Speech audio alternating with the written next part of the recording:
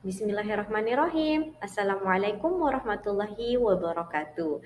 Nama saya Indah Fatmawati. Saya adalah mahasiswi Pasca Sarjana UHAMKA dari Program Studi Pendidikan Dasar. Pada video kali ini, saya akan membahas tentang kecanduan gadget pada anak usia sekolah dasar. Selamat menyaksikan. Pertama-tama, kita mulai dari definisinya. Definisi tentang kecanduan gadget pada anak usia dasar. Kecanduan gadget bisa kita sebut juga dengan istilah screen dependency disorder. Nah, apa itu screen dependency disorder? Secara sederhana, itu merupakan perilaku adiksi terhadap layar gadget, sehingga kondisi ini yang membuat seorang anak usia sekolah dasar kehilangan kontrol terhadap gadgetnya. Nah, selanjutnya apa sih penyebab seorang anak usia sekolah dasar dapat mengalami kecanduan pada gadget? Biasanya hal ini disebabkan oleh beberapa faktor. Salah satunya adalah sang anak tidak punya hubungan yang baik dengan orang tuanya. Kemudian yang kedua, sang anak menemukan kesenangan pada gadget sehingga anak merasa ketika mereka bermain dengan gadget, mereka begitu senang sebagaimana mereka bermain seperti itu. Kemudian yang ketiga, biasanya anak bisa menjadi kecanduan karena diberi kebebasan tanpa pengawasan, tanpa juga aturan maupun jadwal yang konsisten. Sehingga hal tersebutlah merupakan 3 penyebab besar mengapa seorang anak usia sekolah dasar dapat mengalami kecanduan gadget. Kemudian apa sih ciri-ciri screen dependency disorder ini? Apa sih yang kira-kira bisa terlihat nih bahwa anak tersebut kecanduan gadget atau tidak. Nah, ada beberapa indikator yang bisa dilihat. Yang pertama, waktu bermain gadget yang terus meningkat, yang awalnya hanya hitungan menit, kemudian awalnya mungkin 20 menit, lalu esoknya menjadi 30 menit, dan hari berikutnya sekian bertambah hingga durasinya lebih banyak, bahkan durasinya hingga berjam-jam melebihi 1 jam. Kemudian anak tersebut terlalu asik bermain gadget dan anak tersebut gagal mengurangi atau berhenti bermain dengan gadget. Ketika anak tersebut sulit sekali untuk berhenti bermain gadget, dan juga anak tersebut mulai kehilangan ketertarikan dengan dunia luar. Biasanya anak usia sekolah dasar dalam tugas perkembangannya mereka menyukai eksplorasi, mereka suka untuk bermain di luar, bahkan mengamati hal-hal yang berada di sekitarnya dan rasa penasarannya yang cukup tinggi. Namun ketika anak tersebut mulai kecanduan dengan gadget, kita akan lihat indikatornya yaitu anak tersebut kurang tertarik nih, atau bahkan kehilangan sama ketertarikan dengan dunia luar ataupun permainan-permainan selain yang ada di gadget. Ciri-ciri selanjutnya adalah sang anak tetap bermain gadget meskipun sudah diberitahu dampak negatifnya.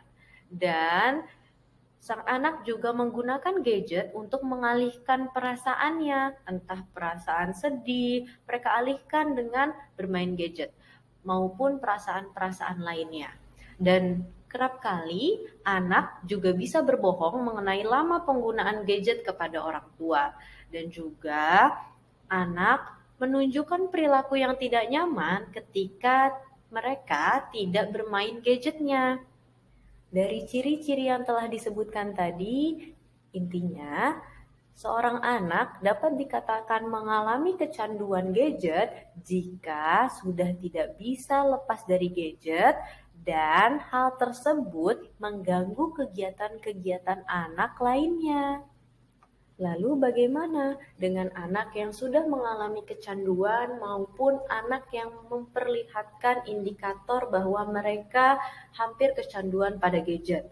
Ya, Bagaimanapun, mencegah jauh lebih baik daripada mengobati.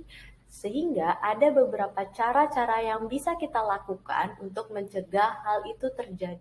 Nah, menurut American Academy of Pediatrics, terdapat beberapa hal yang bisa kita lakukan untuk mencegah anak kecanduan gadget, yaitu yang pertama adalah membatasi durasi penggunaan gadget, yaitu dengan durasinya 1 jam per hari untuk anak sekolah dasar bermain gadget. Yang kedua adalah memberikan mereka jadwal dengan cara membuat kesepakatan dengan anak mengenai jadwal dan berikan aturan yang jelas sehingga apa yang akan anak dapatkan ketika dapat menaati jadwal tersebut. Kemudian apa yang akan anak dapatkan atau konsekuensi yang anak dapatkan ketika melanggar aturan tersebut. Seperti misalnya anak-anak dapat bermain gadget dengan durasi 1 jam setelah selesai mengerjakan PR. Atau anak dapat bermain gadget setelah kemarin bisa sholat 5 waktu atau anak bisa bermain di waktu liburan, seperti itu. Yang ketiga adalah tidak memberikan akses secara penuh, yaitu bisa membuat aturan untuk bermain gadget di ruang keluarga, bukan di kamar tidur, sehingga banyak yang bisa mengawasi anak tersebut bermain dengan gadgetnya, konten apa yang mereka akses, seperti itu. Kemudian bisa juga memberikan pemahaman kepada anak terlebih dahulu bahwa gadget yang mereka pakai itu bukanlah gadget miliknya. Tapi gadget yang mereka pakai adalah gadget yang mereka pinjam dari orang tuanya. Sehingga ketika anak-anak sudah dipahamkan bahwa gadget yang mereka mainkan bukanlah miliknya, maka anak-anak akan lebih mudah untuk memahami bahwa handphone tersebut atau gadget tersebut adalah milik orang tua, seperti itu. Dan orang tua hanya meminjamkan yang dimana ketika kita meminjam barang, maka barang tersebut harus dikembalikan dan tidak dikembalikan dalam keadaan rusak maupun yang lainnya. Dan yang ketiga, kita juga bisa menggunakan aplikasi parental control. Apa itu aplikasi parental control? Yang dimana aplikasi ini bisa di-download di handphone orang tua dan bisa terkoneksi dengan gadget yang sedang dimainkan oleh anak tersebut.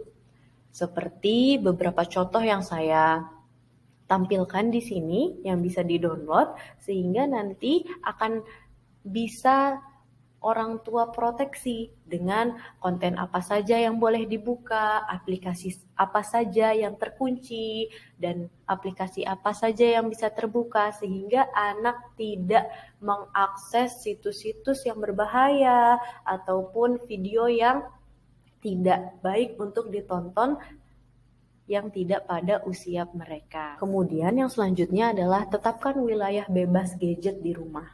Seperti tadi, yaitu buat peraturan yang dimana tidak boleh menggunakan gadget di tempat atau acara tertentu seperti meja makan, kamar tidur, acara keluarga seperti pernikahan saudara yang dimana anak tersebut tidak diperbolehkan untuk bermain gadget.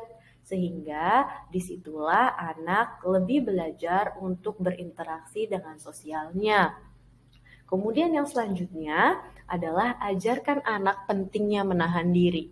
Jadi anak-anak mulai juga bisa dibiasakan untuk meregulasi dirinya atau bisa disebut dengan mengontrol dirinya sendiri dengan membuat komitmen dan aturan bersama.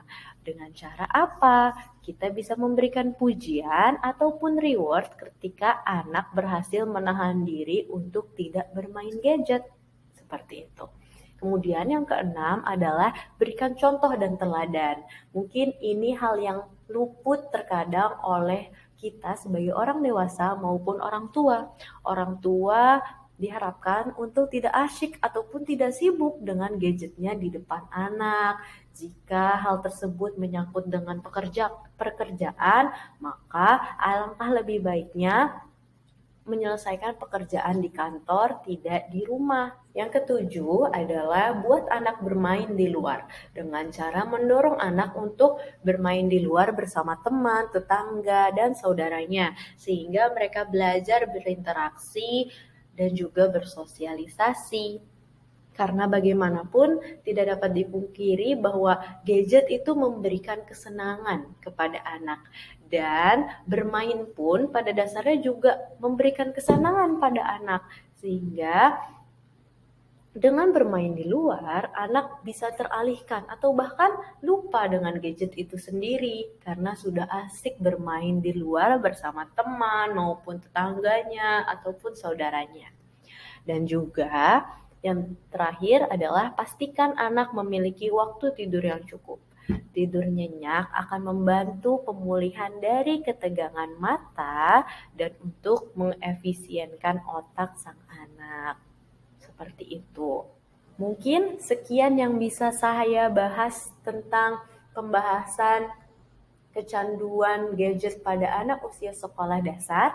Adapun ini merupakan resources atau daftar pustaka yang saya gunakan dalam pembahasan video kali ini.